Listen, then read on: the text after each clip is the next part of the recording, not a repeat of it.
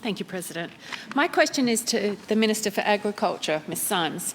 It follows a Weekly Times article of the 23rd of October about enormous variations in the amounts of drought assistance provided by the Queensland, New South Wales and Victorian governments, respectively.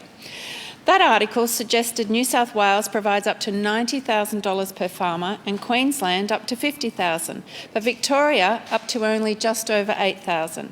The report also quoted that the Victorian Farmers President, David Jahinki, as saying these variations in farmer support were frustrating and causing angst.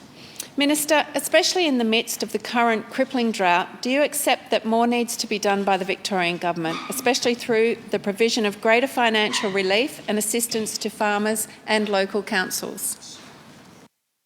Minister. Thank you, President, and I thank Ms Maxwell for her question, her ongoing interest and support of farmers doing it tough in the state. Our latest drought support package was $31.6 million, taking the overall package that's been delivered in just over 12 months to $80 million.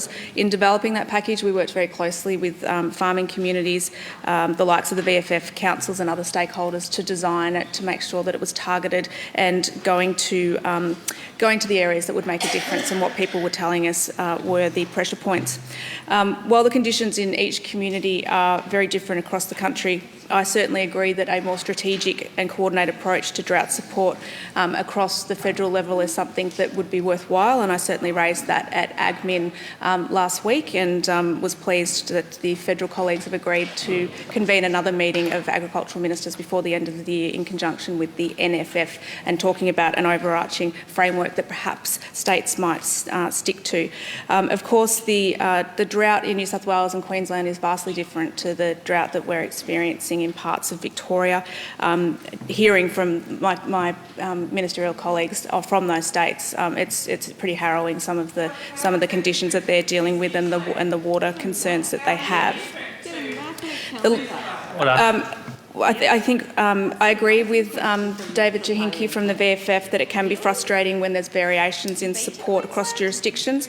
For example, subsidies for freight and fodder can distort markets and drive up prices for everyone. Even the article that you referred to,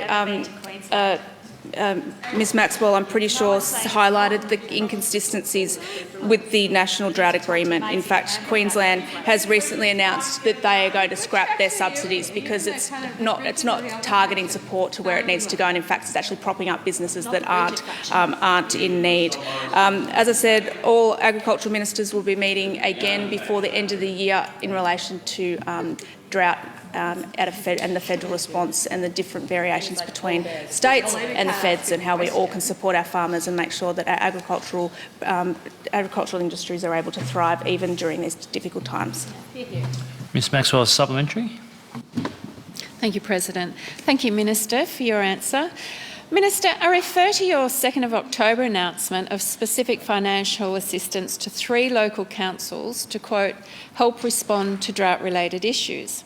I do so particularly after last week's revelations that Moira Shire doesn't qualify for a federal drought assistance grant because it is apparently 0.1% short of the required number on the so-called agricultural employment participation rate. I also do so after your 22nd of October reaction to those revelations when you tweeted, Moira Shire should indeed be given more drought assistance funds. Isn't it the case, Minister, that you also have the power to give Moira Shire more drought assistance money, just like you did recently for those 3 other councils, and will you therefore do this? Minister. Thank you, President. Thank Ms Maxwell for a supplementary question. And farmers in central Gippsland and east Gippsland are experiencing a 3rd year of drought conditions, with flow-on impacts being felt by local businesses and communities. And farmers in the Millawa region in our northwest are experiencing a 2nd failed crop following very much below average rainfall in 18 and 19. When we consider the advice I get to consider where we target our support, and we consider a range of things, including rainfall, forecast, impact on communities, not just the amount of agriculture in the sector, as the federal government have alluded to is the way they do things.